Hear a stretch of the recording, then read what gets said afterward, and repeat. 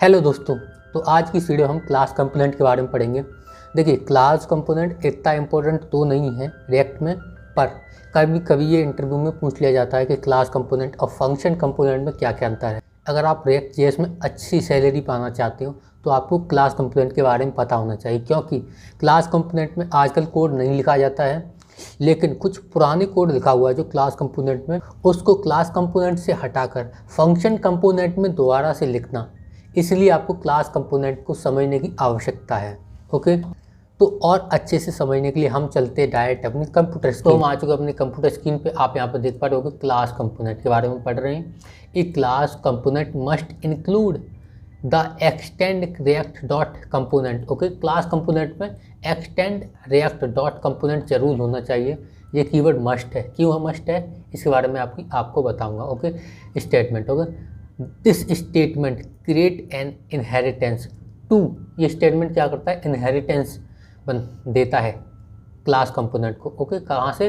React component से। Okay, अभी आपको आराम से बताऊंगा। And give your function component access to React components function. Okay, अभी हम आराम से समझेंगे। Okay, the function, okay, the component also require a render method. इसके पास एक रेंडर मेथड है। This method return HTML। Okay, ये मेथड क्या करता है? फंक्शन कंपोनेंट की तरह अपना HTML रिटर्न करता है। हमने फंक्शन कंपोनेंट में देखा था हमें कुछ भी लिखने की ज़रूरत नहीं है, सिर्फ हमें जावास्क्रिप्ट जैसा फंक्शन बनाना है और उससे हमारा काम हो जाता है। लेकिन क्लास कंपोनेंट में हमें बहुत कुछ लिखना होता है, इसलिए हम आजकल फंक्शन कंपोनेंट यूज़ करते हैं और इसलिए रिएक्ट भी फंक्शन कंपोनेंट ही प्रेफर करता है। ओके, तो मैं आपको एग्जांपल समझाता हूँ। देखो, इसको मैं आपको यहाँ पे समझ नहीं आएगा, इसको मैं कॉपी कर लेता हूँ इसको समझाने के लिए और यहाँ पे आ जाता हूँ। ओके, क्लास कंपोनेंट बनाने के लिए सबसे पहले हमें क्या करना पड़ेगा? एक क्लास कंपोनेंट बनाते हैं। ओके, यहाँ पे, और क्लास कंपोनेंट का पहला रूल्स क्या है कि आपका जो है ना क्लास कंपोनेंट, उसका पहला अक्षर कैपिटल लेटर में होना चाहिए। तो हम यहाँ पे लिखते हैं, हम कोई भी नाम रख लेते हैं, पहला capital letter. Okay, RAHUL। Okay, इसके बाद मैं लिख देता हूँ JS। ये हमारा क्लास कंपोनेंट बन गया। और इसी तरह से फंक्शन कंपोनेंट ही बनाते हैं, लेकिन अंतर क्या होता है? हमें यहाँ पे इंपोर्ट करना पड़ेगा रिएक्ट को। ओके, रिएक्ट को इंपोर्ट करना पड़ेगा। कहाँ से? रिएक्ट मैं इंपोर्ट कर रहा हूँ, रिएक्ट फ्रॉम, कहाँ से? रिएक्ट मॉड्यूल से। ओके, हमारे पास रिएक्ट मॉड्यूल्स हैं, डाउनलोड कर रखे थे हमने के पास। हमें रिएक्ट यहाँ पे लिखेंगे, इसलिए हम रिएक्ट मॉड्यूल लिखते हैं। ओके, अब मैं इसको यहाँ पे पेस्ट कर देता हूँ और इसको आपको अच्छी तरह से समझाता हूँ। ओके, देखो, फंक्शन कंपोनेंट में इंपोर्ट रिएक्ट फ्रॉम रिएक्ट लिखना एक आपकी चॉइस है, आप लिखो या मत लिखो, वहाँ पे आपको प्रॉब्लम नहीं आएगी। लेकिन क्लास कंपोनेंट में ये कंपल्सरी है। क्यों कंपल्सरी है? मैं इसको कमेंट करके दिखाता हूँ। और यहाँ पे आपको देखो, मैं CD जाता हूँ। CD मेरा फोल्डर क्या नाम है? फोल्डर राहुल। मैं इसके अंदर जाता हूँ, राहुल फोल्डर के अंदर एंटर मारता हूँ और NPM को अपने स्टार्ट कर देता हूँ। NPM start. ओके, मैंने NPM स्टार्ट कर दिया। तो अब मैं आपको यहाँ पे समझाता हूँ। देखो, ये है ना, यहाँ पे अब आपको प्रॉब्लम आएगी। क्यों प्रॉब्लम आएगी? जो है ना क्लास, पहले तो हमने क्लास कीवर्ड डिफाइन किया, उसके बाद नाम डिफाइन किया हमने। नाम यहाँ पे क्लास कार कैसे आ गया? यहाँ पे राहुल होना चाहिए, जो हमारा नाम रखा था हमने, जो ऊपर नाम रखा था और यहाँ पे नाम रखा था इसका, वही नाम यहाँ पे होना चाहिए। क्लास का हमने नाम रख दिया राहुल। ओके, अभी एक्सटेंड कर रहा है। एक्सटेंड का क्या मतलब होता है? एक्सटेंड का मतलब होता है एक्सटेंड रिएक्ट डॉट कंपोनेंट। ये पूरा स्टेटमेंट है। इसका क्या मतलब होता है? This statement create an inheritance. ये इनहेरिटेंस पैदा करता है। कहाँ से इनहेरिटेंस करता है? ये करता है यहाँ से। ये रिएक्ट का पहले से बना हुआ है ना, रिएक्ट इंपोर्ट कर रहे हैं, यहाँ पर रिएक्ट कहीं का फोल्डर है, वहाँ से ये फंक्शन कंपोनेंट कहीं पे बना हुआ है, सॉरी क्लास कंपोनेंट कहीं पे बना हुआ है, वहाँ से सारा कोड ले रहा है कि हम यहाँ पे क्लास कंपोनेंट यूज कर सकें। ओके, उसके लिए हमने ये लिखा है। अगर हम इसे हटा देते हैं ना तो ये काम नहीं करेगा और यहाँ पे बहुत सारी दिक्कतें आएंगी। तो फिर हम ये कर्ली ब्रैकेट्स लेते हैं। कर्ली ब्रैकेट्स के अंदर हम इसका मेथड लगाते हैं। मेथड क्या है? मेथड है इसका render. The components also require a render method. This method return an HTML। ये रेंडर क्या करता है? रेंडर रिटर्न करता है HTML को। ओके, तो इसलिए हमने रिटर्न कीवर्ड भी लिख लिया है, क्योंकि ये रिटर्न कर रहा है।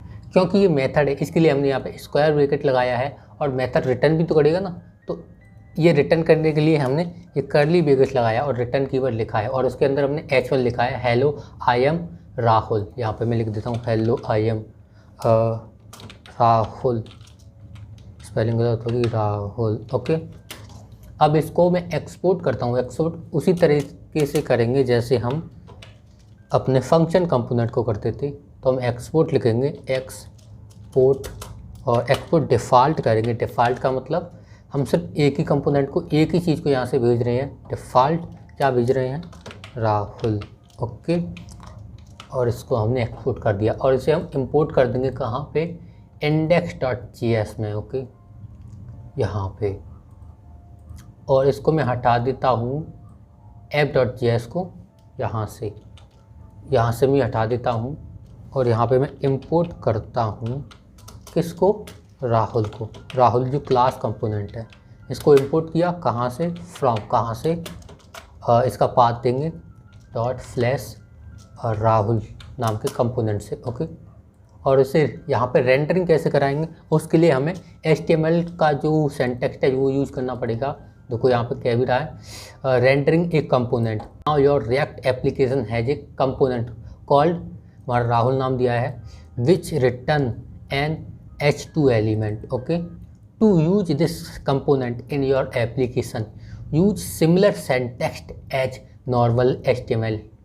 ओके, जैसे हम नॉर्मल HTML टैग का सिंटैक्स यूज करते हैं उसी तरह से हम यहाँ पे उसका सिंटैक्स यूज करेंगे जो मैंने फंक्शन कंपोनेंट में बताया था। तो यहाँ पे मैं लिखता हूँ राहुल, और इसको यू कर देता हूँ। ओके, यहाँ पे सक्सेसफुली हो जाएगा, रिएक्ट इज नॉट डिफाइंड यहाँ पे। ओके, यहाँ पे कह रहा है ये रिएक्ट नॉट डिफाइंड, इसको डिफाइन करना पड़ेगा। इसको दिखा देता हूँ। ओके, अभी बाद में दिखाऊंगा, यहाँ पे दिखाता हूँ सक्सेसफुली रन कर रहा है कि नहीं।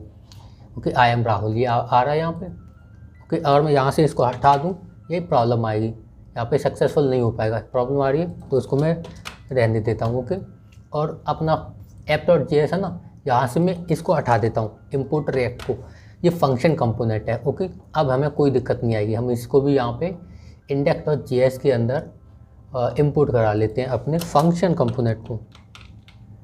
इंपोर्ट ऐप, ये हमारा फंक्शन कंपोनेंट है, कहाँ से, ऐप में से। ओके, और यहाँ पे हम यूज करते हैं अपना फंक्शन कंपोनेंट, तो उसके लिए हमें इसे रेंडर कराना पड़ेगा इस तरीके से, और इसे हम सेल्फ क्लोज भी कर सकते हैं। देखो यहाँ पे कोई प्रॉब्लम नहीं आ रही, hello I am component, hello components I hi, यहाँ पे ये आ रहा है, और हमने यहाँ पे कमेंट कर रखा है, फिर भी इसे अनकमेंट कर देंगे फिर भी कोई प्रॉब्लम नहीं है। और इसलिए हम फंक्शन कंपोनेंट का यूज़ करते हैं, क्योंकि फंक्शन कंपोनेंट हम बहुत कम कोड क्योंकि फंक्शन कंपोनेंट को हम बहुत ही कम कोड में लिख सकते हैं, इसमें बहुत ही कम एरर आते हैं, और कम एरर आते हैं तो हम क्या यूज करेंगे, अपना वो कंपोनेंट जिसमें कम एरर आते हैं। इसलिए हम प्रेफर करते हैं फंक्शन कंपोनेंट को लिखना। समझ के, अगर आपको इंटरव्यू में पूछा जाता है कि फंक्शन कंपोनेंट और क्लास कंपोनेंट में क्या अंतर है, तो यही अंतर है कि फंक्शन कंपोनेंट को हम बहुत ही कम कोड में लिख सकते हैं, और हमें ये क्लास और एक्सटेंड, रिएक्ट डॉट कंपोनेंट और रेंडर ये देने की ज़रूरत नहीं है। आई होप आपको समझ में आया होगा, और हम मिलते हैं अगली वीडियो में, तब तक के लिए टाटा एंड बाय बाय।